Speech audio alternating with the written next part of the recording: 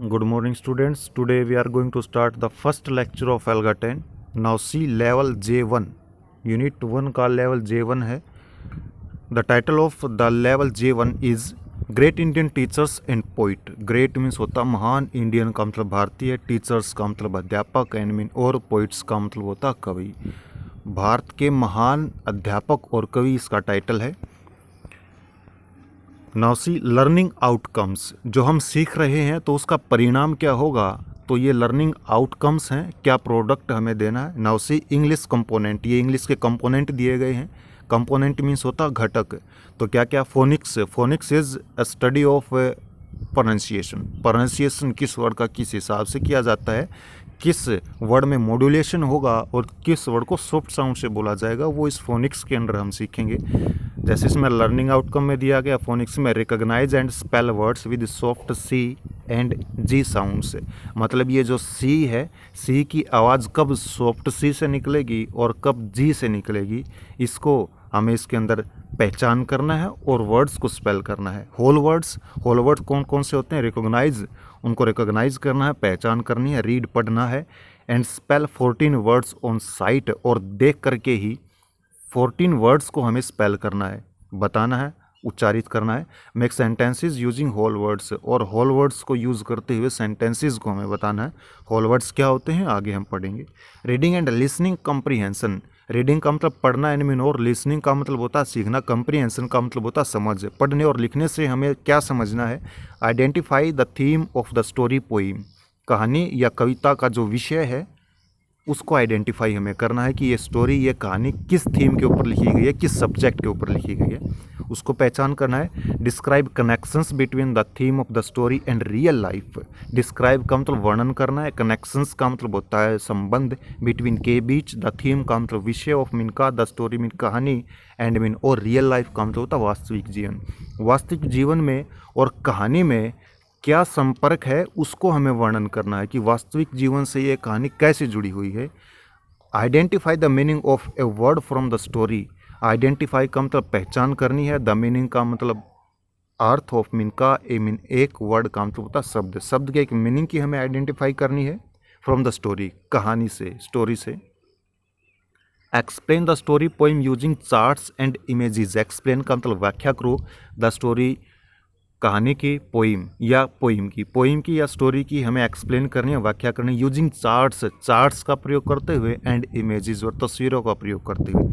Grammar में क्या सीखेंगे हम इसमें, expand nouns into noun phrases. Nouns को नाउन फ्रेजेस में हमें एक्सपेंड करना है. नाउन का मतलब होता है संज्ञाएं. नाउन एक वर्ड होता है सिंगल, और नाउन फ्रेजेस होता है जो दो या दो से ज़्यादा शब्दों से मिलकर के नाउन बनता है, उसको हम नाउन फ्रेज बोलते हैं. Use advanced collective nouns in sentences. Sentences में एडवांस कोलेक्टिव नाउन का हमें यूज़ करना है. कोलेक्टिव नाउन का मतलब होता है समूहवाचक संज्ञाएं. समूहवाचक संज्ञाओं का हमें एडवांस में यूज़ करना है. Provide opposite gender of A given common noun. दिए गए कॉमन नाउन का अपोजिट जेंडर हमें प्रस्तुत करना है, देना है. जैसे डॉग का बिच हो गया, बॉय का गर्ल हो गया, फादर का मदर हो गया, ब्रदर का सिस्टर हो गया. ऐसे हमें अपोजिट जेंडर इसके अंदर देना है. Identify countable and uncountable nouns. ऐसे नाउन को हमें आइडेंटिफाई करना है जो काउंटेबल है, it means able to count, जिनको गिना जा सके, एंड अनकाउंटेबल, और अनकाउंटेबल हैं that can not be counted, जिनको ना गिना जा सके. ऐसे नाउन्स को आइडेंटिफाई करना है. Identify possessive nouns in a paragraph. एक पैराग्राफ में पोजेसिव नाउन्स को हमें आइडेंटिफाई करना. पोजेसिव नाउन्स वो नाउन्स होते हैं जिनके बाद हम कोमा या एस लगा लेते हैं या फिर ऑफ का यूज़ करते हैं, वो हमारे पोजेसिव नाउन्स होते हैं. Writing and speaking expression. लिखने में और बोलने में क्या एक्सप्रेशन हमें करना है. राइट ए पैराग्राफ और 10 to 12 सेंटेंसेज. 10 से 12 सेंटेंसेज में एक पैराग्राफ को हमें लिखना है. Read the paragraph in English using correct pronunciation. उचित उच्चारण का प्रयोग करते हुए हमें इंग्लिश में एक पैराग्राफ को पढ़ना है. वॉइस मॉड्यूलेशन, स्वर के उतार चढ़ाव को हमें पढ़ना है. एंड गेस्चर्स, और इशारों का भी, गेस्चर का भी प्रयोग करते हुए हमें एक इंग्लिश के पैराग्राफ को पढ़ना है. वॉइस मॉड्यूलेशन का मतलब होता है किस शब्द पर हमें ज़्यादा जोर दे करके बोलना है और किस शब्द पर हमें ज़्यादा जोर दे करके नहीं बोलना. फॉर एग्जाम्पल, जैसे हम बोलते हैं फादर, कुछ स्टूडेंट्स फादर बोलेंगे, इसको, वो गलत है. फादर होता है ये, जो बाद में आर आता है, ये नहीं बोला जाता. तो ये वॉइस मॉड्यूलेशन होता है इंग्लिश में। जनरल अवेयरनेस का मतलब होता है सामान्य जागरूकता या सामान्य ज्ञान के। Learn about the great Indian teachers and poets, इसके अंदर हमें महान भारतीय अध्यापकों को और कवियों के बारे में जानना है, उनको पढ़ना है। Now we are going to the next page. Hard C and soft C. Hard C, दो ओब्लिक के निशान दिए गए हैं, उनके बीच में के दिया गया है। इट मीन सी की जो साउंड है वो कैसे निकलेगी, followed by A, O, U and consonants. जब सी के बाद ए दिया गया हो, ओ दिया गया हो, यू दिया गया हो या कोई कॉन्सोनेंट्स दिया गया हो, तो सी की जो आवाज़ है वो कैसे निकलेगी। फॉर एग्जांपल, नीचे एग्जांपल दिए गए हैं। CASTLE, castle. कैसल मीन्स होता किला, fort. COUNT, count. COME, come. CAST, cast. Right side में सॉफ्ट सी की साउंड दी गई है, ऑब्लिक के बीच में एस लिखा गया। इट मीन्स सी की जो आवाज़ है वो सै से निकलेगी, फॉलोड बाई EIY। जब सी के बाद ई दिया गया हो, आई दिया गया हो, वाई दिया गया हो, तो सी की साउंड सै से निकलेगी। For example, CITY, city. SPACE, space. CEMENT, cement. NICE, nice. ऐसे ही CAT, cat. CUP, cup. CIRCLE, circle. CYCLE, cycle.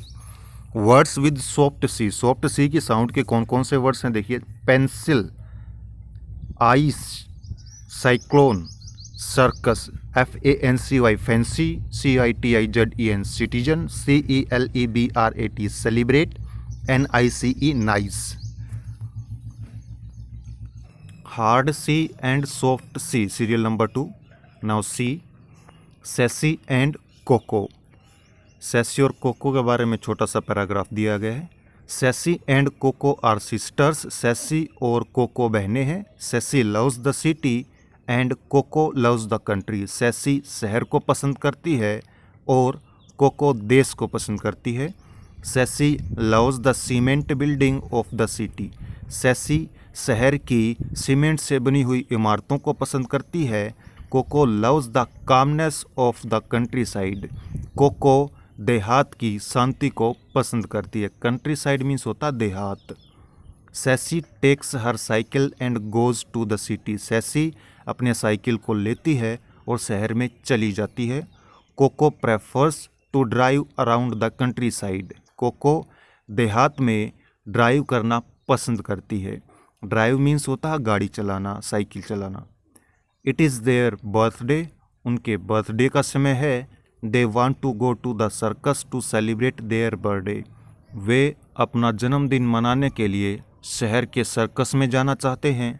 The circus is in the city, circus शहर में है।